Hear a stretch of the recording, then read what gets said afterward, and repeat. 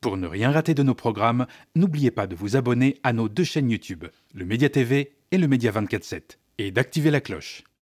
Bonsoir à toutes et à tous et bienvenue dans Au cœur de l'actu, l'émission d'actualité du soir sur le média, que vous nous regardiez sur YouTube, sur notre canal 165 de la Freebox, sur Molotov ou sur lemediatv.fr. Nous avons besoin de vous.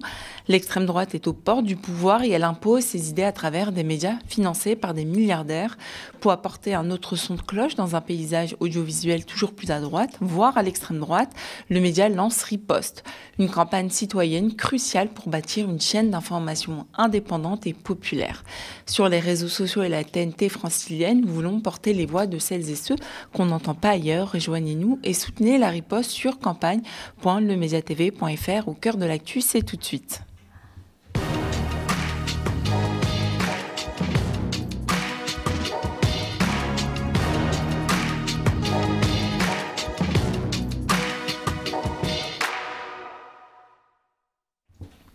Gaza vit l'un des épisodes les plus meurtriers de son histoire, mais cela n'a pas commencé au lendemain du 7 octobre 2023.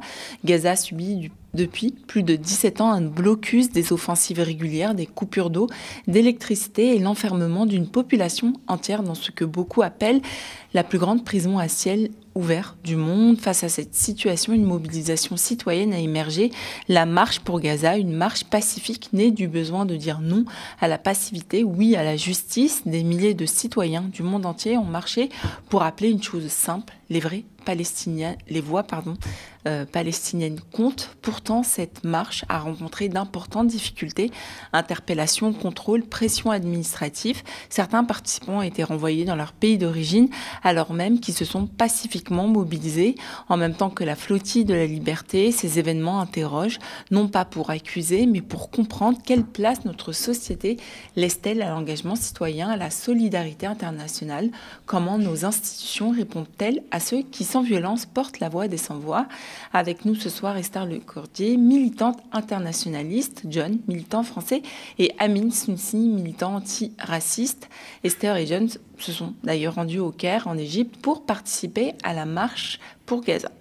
Bonsoir Esther, bonsoir John, bonsoir Amine. Bonsoir Amina. Avant de commencer, on va écouter justement le témoignage de Français sur place qui reviennent sur les conditions dans lesquelles ils ont été reçus lors de la marche pour Gaza en Égypte, des témoignages recueillis par la journaliste Séna Polat. Donc nous on est venus pour la marche pour Gaza, c'était un mouvement pacifique, on ne voulait pas faire de problème, c'était juste pour lever le blocus à Rafah et permettre de laisser rentrer l'aide humanitaire pour les Palestiniens. Et donc on s'est fait arrêter et là on est bloqué là et ils voulaient nous embarquer dans les bus pour nous renvoyer en France. Le but c'était une manifestation pacifique avec une délégation de 52 pays pour faire lever le blocus et faire rentrer l'aide humanitaire à Gaza. Ça fait pratiquement plus de 3 heures qu'on est assis là, on vient tout juste de nous proposer de l'eau. On n'a même pas mangé, on n'a pas d'eau, donc voilà, il y en a une qui a fait un malaise. Donc on nous a interceptés, on m'a arraché mon téléphone parce que je l'ai filmé, on m'a arraché mon téléphone et pendant 20 minutes, j'ai pas pu avertir ma famille de quoi que ce soit. On m'a arraché mon téléphone et après, ils ont voulu nous forcer à monter dans le bus. Mais on va essayer de rester tous ensemble et on prendra les décisions tous ensemble de ce qu'on va faire par la suite. On s'est tous mobilisés pacifiquement en demandant au gouvernement égyptien de nous soutenir. On n'est pas du tout dans l'illégalité, on n'est pas là avec de la force, c'est un mouvement pacifique. Aujourd'hui, on a été arrêtés en Égypte à un point de rencontre où on nous a pris, confisqué nos passeports, pour certains même leur téléphone. On ne nous donne aucune information, tout en sachant qu'on n'est pas du tout dans l'illégalité jusqu'à présent.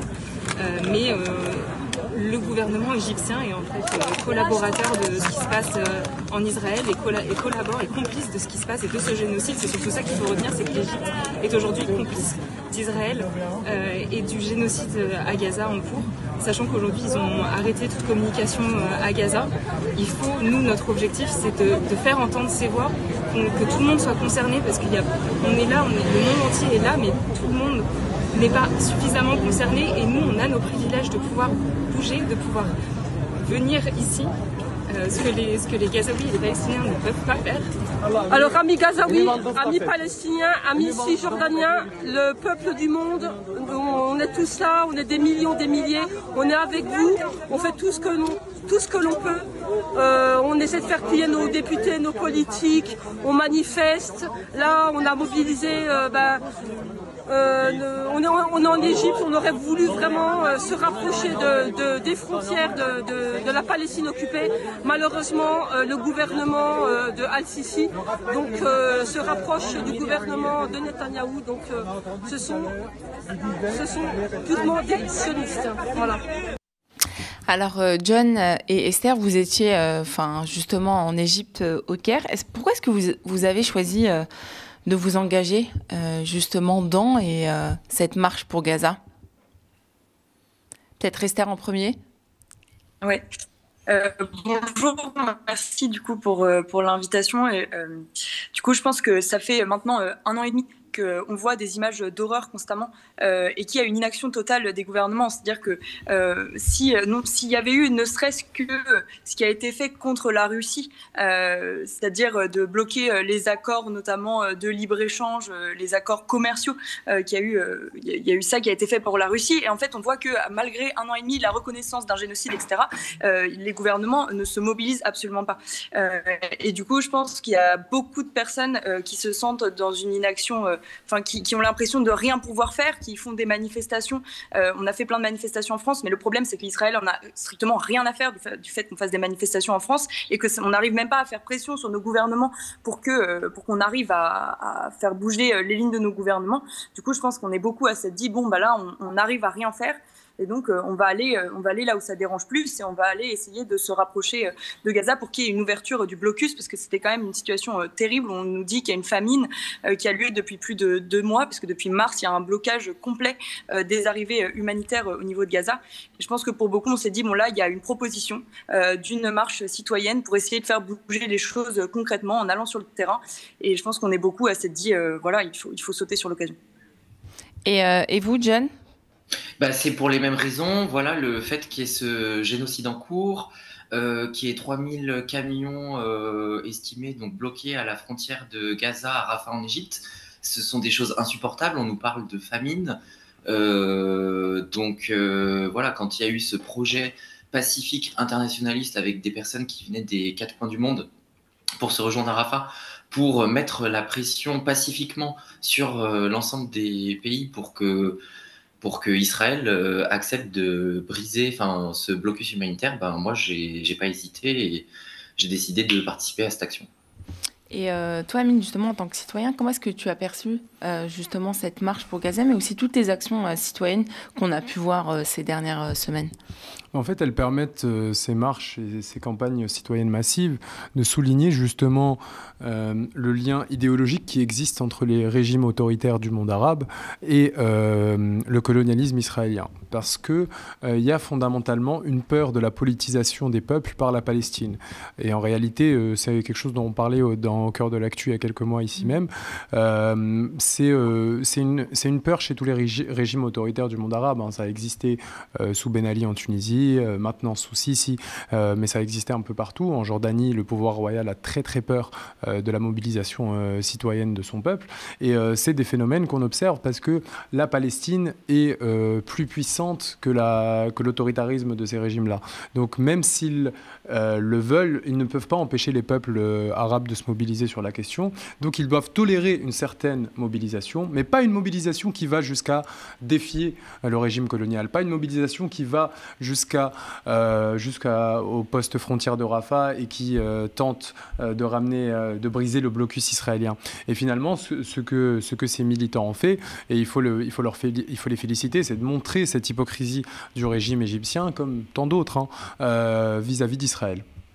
Et justement, Esther et John, est-ce que vous pouvez nous raconter un peu ce que vous avez vu pendant cette marche, ce que vous avez aussi vécu personnellement? John? Moi, je suis arrivé le 8 juin en Égypte. On était quelques personnes arrivées un peu plus tôt avant la marche. Du coup, nous, on n'a rien pu voir de spécial, si ce n'est la répression des autorités égyptiennes à laquelle on ne s'attendait pas. On avait espoir que les autorités égyptiennes autorisent officiellement la marche et la soutiennent. Et quand on arrivait sur place, on était encore au stade, malgré de nombreuses discussions et négociations entre chaque délégation nationale et les ambassades égyptiennes de chacun des pays participant à la marche, on avait espoir que l'Égypte allait autoriser la marche ou une action de notre part sur place. On a tout de même décidé de se rendre en Égypte ayant cet espoir. Et malheureusement, dès le 10 juin, à nos hôtels, il y a eu un raid dans plusieurs hôtels, on va dire, en même temps, où des policiers ou des personnes en civil avec des talkie-walkie sont arrivés et nous ont interdit de circuler dans l'hôtel et mis dans un espace où on devait rester. Très peu de temps après, nos téléphones ont été confisqués, nos passeports aussi. Nous avons été interrogés. Il y avait une personne, soi-disant cliente de l'hôtel, qui parlait français et arabe et qui a fait le traducteur.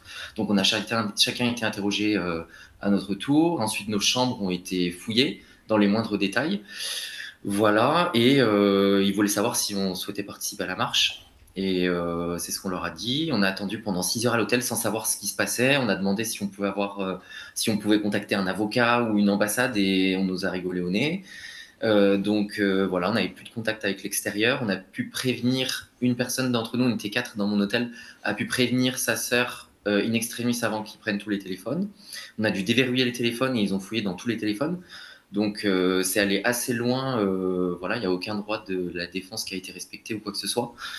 Et ensuite, on a été, à un moment donné, vers 2-3 heures du matin, on nous a demandé de sortir de l'hôtel, de préparer nos affaires. Voilà, et on nous a mis dans un camion de détenus avec des barreaux tout en métal, il y avait des chaînes, etc. Et on s'est arrêté en bas de plein d'hôtels. Et en fait, on s'est aperçu qu'il y a plein de personnes qui ont vécu la même chose que nous en même temps. Donc en fait, ils avaient fait la même chose dans plusieurs hôtels du Caire. Et les personnes ont été forcées aussi à rentrer dans le camion. Même si certaines ont tenté de résister. Voilà, on était escortés par des policiers armés et ensuite on a été transférés à l'aéroport international du Caire, voilà, dans des centres de détention, en gros. Et on est encore resté pendant de nombreuses heures sur place, passeport, téléphone confisqué, sans accès à Enfin, ils n'avaient pas prévu les repas. On pouvait avoir de l'eau, mais il fallait la payer. L'accès aux toilettes était limité, il fallait demander, mais voilà. Et puis, des fois, il y avait on nous changeait de pièces régulièrement. Il y avait des pièces où il y avait des dortoirs et d'autres où il n'y avait pas de dortoir. Certaines personnes dormaient sur leurs chaises, y compris si elles étaient en mauvais état de santé. Il y avait des personnes âgées de plus de 60 ans. Il y avait tout type de profil. Voilà, où certaines dormaient par terre, à même le sol. Voilà, et ça a duré pendant des heures et des heures. Et on nous demandait de partir et ils voulaient absolument qu'on quitte l'Égypte et qu'on parte. Merci, on reviendra plus tard justement sur les formes de répression. Esther ? Alors moi, c'est assez similaire. Nous, du coup, on est venu en avion depuis la Turquie. Et en gros, la consigne qu'on avait pour tous les convois, c'était de ne pas dire qu'on faisait partie de la marche. Au moins, le temps, on était dans l'avion et jusqu'à ce qu'on arrive à se réunir pour le départ. Parce que du coup, je le rappelle, la consigne était d'arriver le 12. On devait ensuite partir le 13 au matin, tous ensemble depuis Le Caire, de faire un trajet en bus jusqu'à Al-Arish, qui est dans le désert du Sinaï. Puis, depuis le désert du Sinaï, marcher à pied jusqu'à la bordure de Rafah, qui est une ville entre du coup l'Égypte et Gaza où sont bloquées les aides humanitaires. Et du coup, il y avait le convoi aussi, la caravane Soumoud, qui venait de tous les pays maghrébins, où il y avait plus de 7000 personnes qui devaient aussi nous rejoindre au Caire pour faire cette marche. Et du coup, moi, je suis arrivée le 12 au Caire. En fait, ce qui s'est passé, c'est que du coup, on avait comme consigne de ne pas se dire qu'on allait à la marche, mais quand même, en regardant dans l'avion, on avait plutôt l'impression qu'une majorité des gens de l'avion allaient à cette marche. Et ça, c'est quelque chose que je tiens à souligner, que c'était assez incroyable. Et quand on est arrivé au Caire, en fait, il y a eu une énorme désorganisation. En fait, ils nous ont demandé de prendre nos visas, donc tout le monde avait les visas. Et ensuite, quand on passait au niveau des checkpoints, pour rentrer dans le pays, et ben en fait ils nous renvoyaient vers un autre, puis ils nous disaient d'aller à l'office de gendarmerie qui était aussi dans l'entrée, enfin pas de gendarmerie mais de l'office de l'armée. En gros, on a tourné en rond comme ça, et pendant qu'on tournait en rond et qu'en gros on comprenait que ça allait être compliqué de rentrer dans le pays, on voyait plusieurs délégations, majoritairement d'hommes qui étaient entièrement du coup habillés aux couleurs de la Palestine, qui sortaient en chantant des slogans pro-palestiniens et qui étaient renvoyés du coup à l'extérieur de l'aéroport pour prendre un avion. Là, on s'est dit ça va être compliqué. Du coup, moi, je faisais partie en fait de entièrement amenée qui n'a pas pu rentrer dans le pays et qui a été ramené directement. Et du coup, on a passé effectivement beaucoup d'heures dans cet aéroport. Au bout d'un moment, ils finissent par nous laisser rentrer, mais par petits groupes. Ils checkent toutes nos valises, ils trouvent rien, et on voit qu'ils tiquent tous quasiment sur nos duvets. Et en fait, le seul motif qui leur permettait de dire que quelqu'un allait sur la marche ou n'allait pas sur la marche, c'était le duvet. Et puis nous, ils nous ont carrément oubliés. À un moment, on était 3 sur un banc, et en fait, il y a effectivement un groupe qui s'était fait arrêter dans les hôtels qui arrivaient, et du coup, nous, on s'est fait encercler par l'armée, et on a été mis dans ce groupe, et on n'a fait que de leur dire, mais en fait, on n'est pas de ce groupe-là. Nous, on n'est pas de la marche, vous devez nous laisser passer, etc. Ils en avaient rien à faire, et du coup, en final, on a été mis en détention à l'intérieur de l'aéroport, dans des mini-pièces. On était 70, la pièce faisait 50 mètres carrés, donc c'était minuscule pendant des heures. Et du coup, en plus, nous, ils n'avaient pas nos passeports, mais ils les avaient perdus ailleurs, quoi. Ils nous laissaient là, pareil, les mêmes choses, ils avaient pris nos passeports, ils avaient pris tous les téléphones, sauf le mien que j'avais planqué pour réussir à continuer d'appeler les ambassades. Et on n'avait pas d'accès à de l'eau potable, pas accès à de la nourriture, même si on demandait. Les toilettes, il fallait attendre 2 heures avant de pouvoir y aller. Mais par contre, ce qu'on s'est rendu compte, moi j'ai attendu une dizaine d'heures et j'ai fini par retourner dans l'avion. Et en fait, arrivé dans l'avion, je demande un papier. Enfin, moi je dis, en fait, il est hors de question qu'on parte de ce pays sans avoir un papier qui nous explique pourquoi on est renvoyé. Parce que moi, j'ai pas de drapeau palestinien, j'ai rien, et je continue de jouer mon rôle. Et en fait, les personnes, les hôtesses, nous ont dit, non, mais en fait, là, on a peur du gouvernement. Ils n'ont jamais été comme ça avant. Là, on a vraiment peur, donc ne dites rien. Vous aurez rien de toute manière comme papier. Le droit, ils en ont rien à faire, donc rentrez dans l'avion et la Turquie gérera pour vous donner des billets ensuite, etc. Mais là vraiment ça nous fait peur.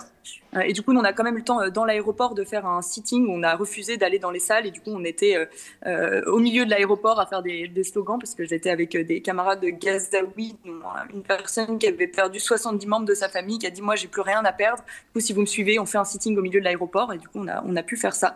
Malheureusement sans téléphone, du coup impossible de montrer des images.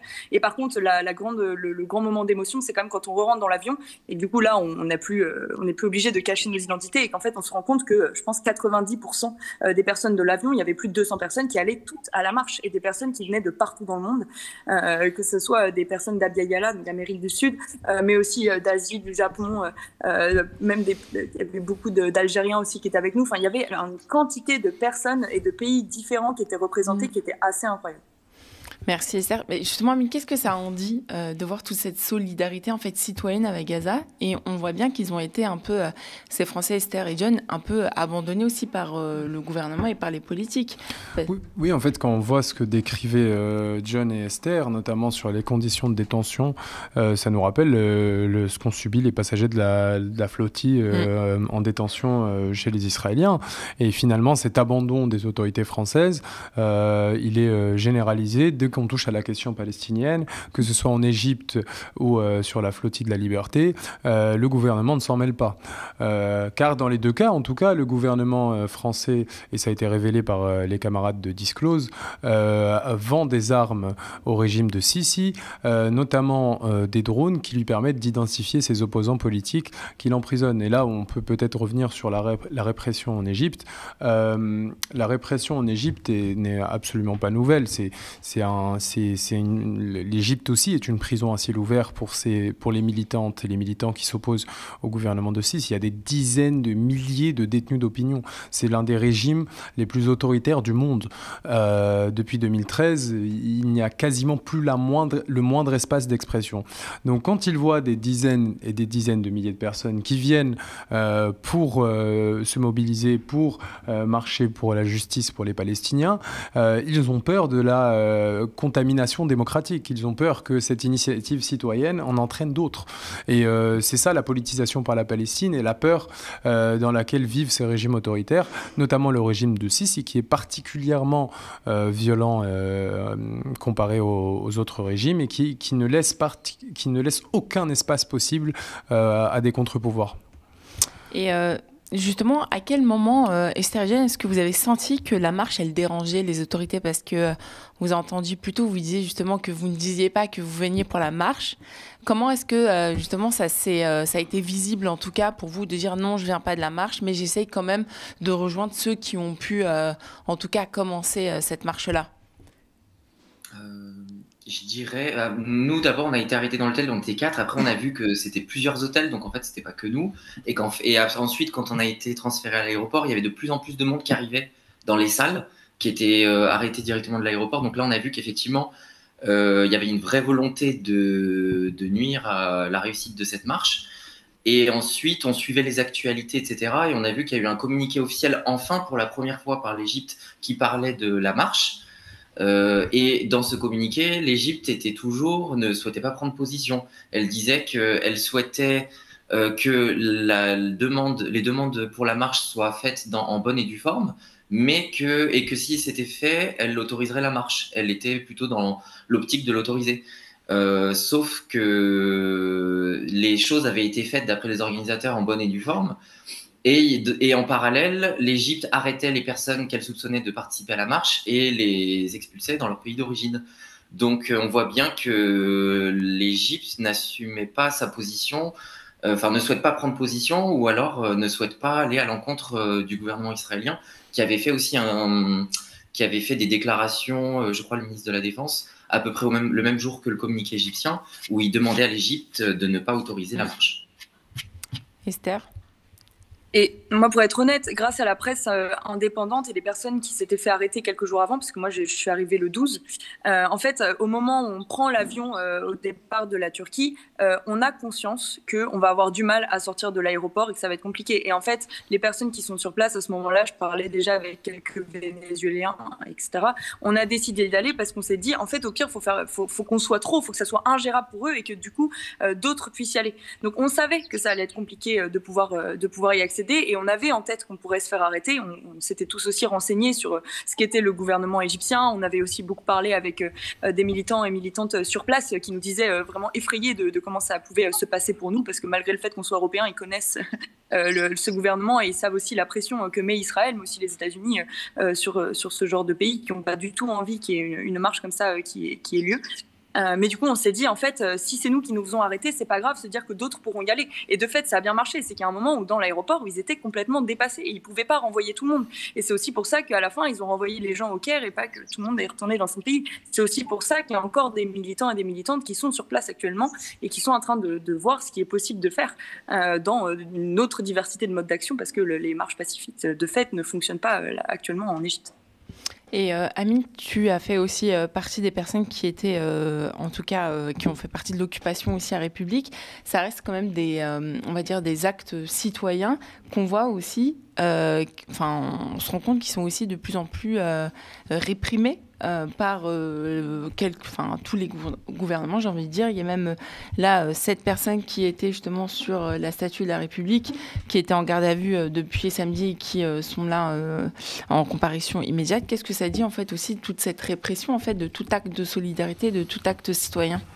C'est la traduction pratique du procès d'Anas Kazib dans quelques jours, à qui je profite pour apporter tout mon soutien. C'est la criminalisation de la cause palestinienne, qu'elle soit par la parole. Si on a une parole politique qui est jugée trop radicale sur la Palestine, on risque des poursuites pénales. Et par les modes d'action. L'occupation de la place était... moi, j'y étais dès le premier soir, dès le dimanche soir où on a appris l'arrestation le kidnapping des passagers de la flottille de la Liberté. Donc c'était une occupation parfaitement spontanée, des gens qui ont décidé qu'ils ne pouvaient pas rester silencieux face aux efforts et au courage qui ont été faits par Rima Hassan, Greta Thunberg, Yanis Mohamdi et tous les autres passagers. On a décidé de se rassembler sur place pour leur apporter notre soutien, et les consignes étaient claires dès le début. On essayait de ne pas faire le moindre dégât. On était toujours très respectueux des horaires. Les gens d'ailleurs dormaient sur place, donc on faisait à partir d'une certaine heure, il n'y avait plus de bruit. Et c'est pour cela que la police n'est pas intervenue. En fait, en réalité, elle n'est intervenue que pour profiter du rassemblement de samedi. Samedi, c'était une grande marche de République vers Nation.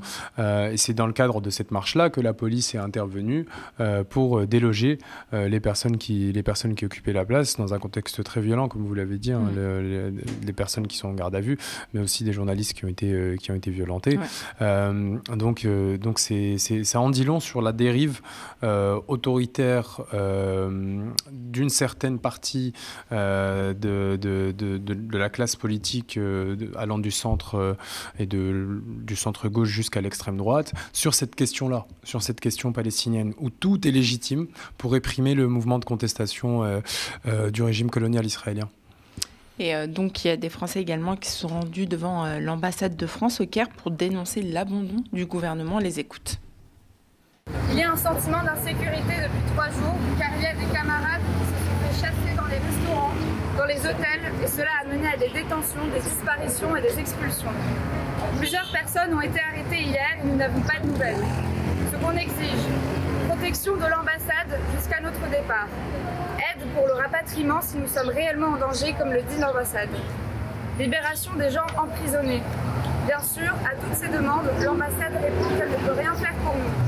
Elle nous conseille de rentrer par nos propres moyens. Mais nous sommes ici d'abord en soutien au peuple palestinien, aujourd'hui encore plus isolé que jamais, pour exiger l'ouverture du couloir humanitaire. Aussi, nous dénonçons la complicité de la France dans le génocide commis en Palestine. Complicité également de la France dans la répression subie ici au Caire, car nos noms et fiches ont été envoyés aux autorités égyptiennes avant même d'atterrir. Si nous ne sommes pas soutenus, c'est uniquement parce que nous sommes des militants pro-palestiniens. Malgré tout ça, la lutte continue ici ou dans n'importe quel pays complice du génocide. Notre responsabilité en tant que citoyens européens est de continuer à mettre la pression à nos gouvernements. On apporte tout notre soutien aux Gazaouis. Si les gouvernements sont contre eux, le peuple est avec eux. Justement, Esther et John, comment est-ce que vous expliquez ce traitement? Est-ce que vous pensez qu'il est lié justement au message politique ou à l'origine des marcheurs ou encore à l'ambiance géopolitique actuelle, et aussi le fait que vous ayez été interpellé sans justification, vous n'avez pas eu droit, vous n'avez pas eu accès à vos droits? Esther? En fait, je ne sais pas exactement comment répondre à cette question, mais je pense que on s'attendait à ce que ce soit ça. Et je veux dire, c'est pas la première fois en tant que militant, que ce soit les militants antiracistes, internationalistes, etc. On est quand même très souvent confrontés à cette même répression. Moi, j'ai beaucoup travaillé sur autour du mouvement kurde, avec le mouvement kurde en Turquie. Et en fait, on vit exactement la même répression où les camarades, pour avoir fait une danse qui appartient aux traditions, aux cultures kurdes, se font mettre en prison constamment. Tous les jeunes du mouvement kurde, par exemple, se font mettre en prison. Donc, je veux dire, c'est pas non plus quelque chose de nouveau. Les pays coloniaux et encore plus complices d'un génocide ont cette répression-là.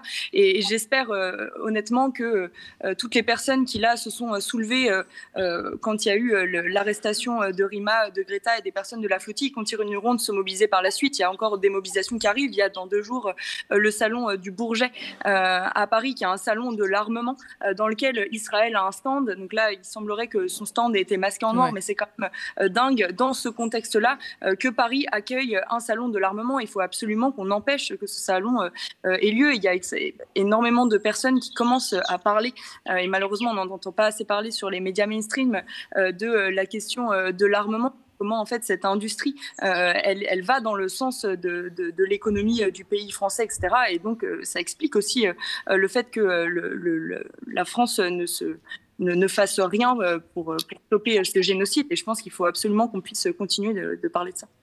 John, merci.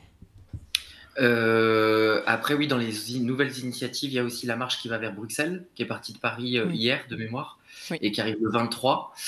Voilà, toutes les initiatives sont bonnes à prendre pour continuer la lutte et continuer à mettre la pression sur le gouvernement français, qui a légèrement fléchi justement sur le salon du Bourget, mais qui a quand même a confirmé son soutien à Israël dans le cadre de la guerre avec l'Iran. Voilà, donc c'est vraiment très compliqué et on est toujours dans ce 2 poids 2 mesures, contrairement à ce qui avait été fait pour la Russie et toutes les sanctions qui avaient été prises à l'époque très rapidement, et aujourd'hui il n'y a toujours pas de sanctions qui ont été prises. Donc l'idée c'est aussi de mettre la pression sur l'Union européenne pour que l'accord commercial avec Israël soit rompu jusqu'à la fin du génocide. Justement, une réaction, Amine, là-dessus aussi, sur le fait que ça a été très peu relayé médiatiquement. On parle quand même de concitoyens français et il y a plusieurs témoignages, mais ça a été très peu relayé, à la fois dans les médias, mais aussi de la part des politiques. Et on a l'impression qu'il y a une forme aussi de déconnexion.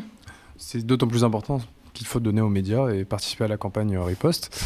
Mais des politiques se sont emparés du sujet, mais évidemment, c'est pas le cas du gouvernement. Hein. Arnaud Le Gall, le député de la France Insoumise, qui travaille beaucoup sur les questions internationales, a justement aidé les militants sur place à obtenir une assistance, à essayer de revenir en France dans un cadre plus apaisé. Pour ce qui est de Rima Hassan, également, a publié sur les réseaux sociaux une dénonciation de ce que fait le gouvernement égyptien.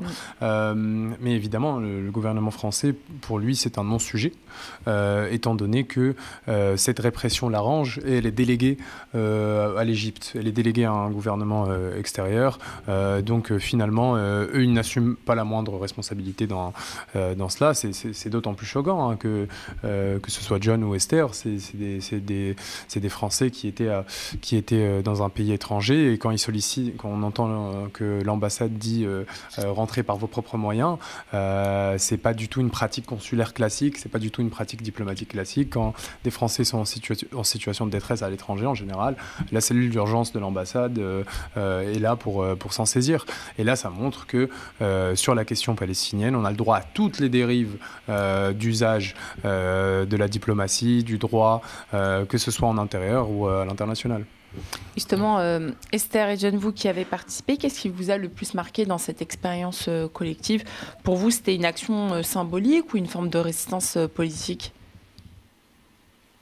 Moi, je dirais les deux. Après, on a pu faire, dans mon cas, des rencontres extraordinaires avec des gens qui sont animés par la même cause, qui ont les mêmes idées que nous. Et donc, du coup, ça crée des liens très forts. Et je pense que ça nous renforce dans la volonté de mettre en place des nouvelles actions pour continuer la lutte, pour garder le focus sur les Palestiniens et le sort des Palestiniens, et pour continuer à lutter pour arrêter ce génocide, cette famine organisée et la colonisation du régime israélien. Esther? Oui, j'aurais dit un peu pareil. Que vraiment, le moment qui a été marquant pour moi, c'est le moment où moi, j'ai tout le monde dans cet avion et que je me rends compte quand l'entrée de l'avion est habillé en palestinien, avec etc.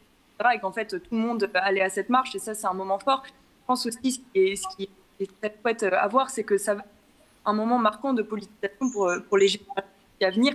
On ne va pas seulement se politiser sur la question palestinienne, sur la question activiste. On parle de mais ce n'est pas le seul en cours, c'est pas la seule guerre pour le cours. Il faut absolument qu'on arrive à parler de toutes les autres guerres actuellement et qu'on arrive à montrer qu'en fait c'est un système global contre lequel on doit lutter, pas seulement les actions de la France, les actions coloniales de la France. Encore Esther, on n'entend pas très bien. Il y a peut-être un problème avec le réseau, mais est-ce que il y a, Amine, comment est-ce qu'on peut maintenir justement encore une conscience politique active sur Gaza et dans un contexte aussi à la fois de saturation médiatique, c'est-à-dire que beaucoup de Français reçoivent énormément d'informations et donc ils sont arrivés à saturation, et en même temps il y a une indifférence aussi de la part des grands médias et du gouvernement? Je pense que les deux sont liés parce que cette saturation, on peut aussi y voir le positif. Il y a de plus en plus de création de contenu et de personnes qui se saisissent de la question sur Internet, notamment parce qu'ils ne se retrouvent pas dans les médias classiques, ils ne se retrouvent pas dans le discours dominant dans les médias, et ils se saisissent eux-mêmes de la question et diffusent des contenus pour sensibiliser sur la situation à Gaza. Par contre, je pense qu'il y a un nouvel élan. Je pense que la flottille de la liberté, que cette initiative de la marche vers Gaza et des caravanes Soumoud sont des formes de militantisme qui créent un nouvel élan, qui ont créé des manifestations de soutien partout en Europe, partout dans le Maghreb, partout où c'est possible en fait, et ça met une pression supplémentaire au régime colonial israélien, mais surtout à ceux qui sont complices. On voit bien que la France fait désormais attention à ces mots, même si dans le cadre de l'Iran, on est revenu à la même base, à savoir le droit à la légitime défense d'Israël, même quand elle ne se fait pas attaquer. Donc finalement, c'est cette pression-là. Ce qu'ils appellent des frappes par anticipation. Oui, des frappes préventives, oui, pour prévenir d'un danger que l'on crée. C'est intéressant. Mais surtout, il faut continuer de mettre la pression sur nos régimes et nos gouvernements à nous, parce qu'on voit bien que le régime colonial israélien n'a aucune limite, qu'il a attaqué toute la région dans les 2 dernières années, le Syrie, le Liban, la Syrie, le Liban, la Palestine et maintenant l'Iran. Donc il n'y a nulle part où ce régime peut s'arrêter. Il ne connaît aucune limite de droit international, aucune limite de pression politique en interne, aucune limite parce que personne ne lui en met.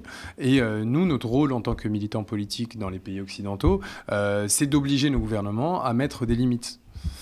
Et justement, Esther et John, est-ce que vous êtes au courant s'il y a des prochaines étapes vis-à-vis de ce mouvement, s'il y aura d'autres marches, d'autres rassemblements, enfin des gens est-ce que vous allez faire aussi des dépôts de plaintes collectifs, je sais pas. Est-ce que vous pouvez nous tenir au courant, Esther? On m'entend de nouveau. Je veux bien oui, on t'entend bien.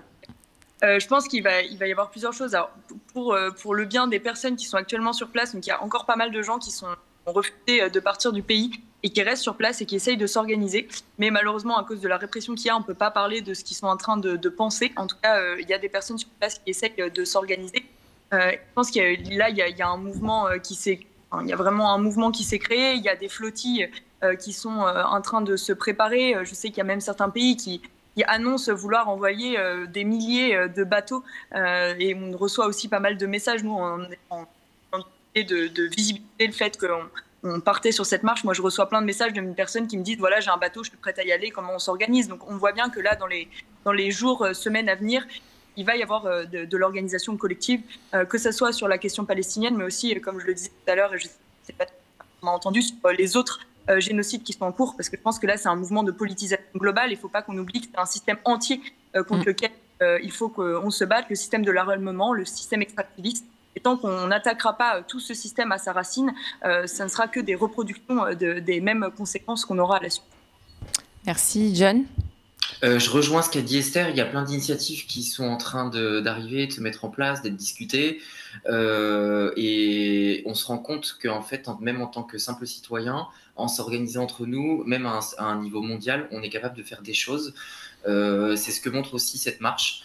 On a déstabilisé au final le régime égyptien pendant quelques jours. C'était pas l'objectif, on voulait simplement faire une marche pacifique, mais au final on se rend compte qu'on est capable de faire plein de choses. Et voilà, donc ça donne espoir pour continuer à lutter pour la Palestine et pour toutes les autres guerres et tous les autres génocides, comme tu le rappelles, Esther. Et je pense que beaucoup d'Égyptiens vous en remercient. Et justement, est-ce que tu vas ajouter un petit mot pour conclure ? Oui, effectivement, la lutte globale, c'est la chose la plus importante à retenir de toutes ces mobilisations. La lutte contre le colonialisme s'inscrit effectivement dans une lutte généralisée. On doit continuer de porter la voix pour la Palestine et pour tous ceux qui subissent le génocide en cours. Mais également, on doit lutter contre toutes les formes d'autoritarisme qui maltraitent les populations. Et on en a vu un exemple avec l'Égypte de Sisi, parce que ces autoritarismes sont prêts à vendre le moindre de leurs principes pour pérenniser leur pouvoir, et notamment en s'alliant avec le régime colonial israélien. Et à l'échelle internationale, cette lutte aussi, elle doit être globale. On doit lutter contre le colonialisme et l'autoritarisme. Cela va de soi. Merci Esther, merci John et merci Amine. Et merci à vous d'avoir regardé Au cœur de l'actu sur votre Freebox, sur Molotov, sur notre chaîne YouTube Le Média 24/7 et sur lemediatv.fr. N'hésitez pas à nous laisser un commentaire si vous nous regardez sur YouTube. Face aux 105 millions d'euros du milliardaire ultra-conservateur Sterin pour installer l'extrême droite au pouvoir, le média lance Riposte, une contre-offensive citoyenne pour développer notre chaîne d'infos populaire et indépendante sur les réseaux sociaux et la TNT francilienne. Soutenez-nous sur campagne.lemediatv.fr. Restez connectés aux médias et je vous souhaite une excellente soirée.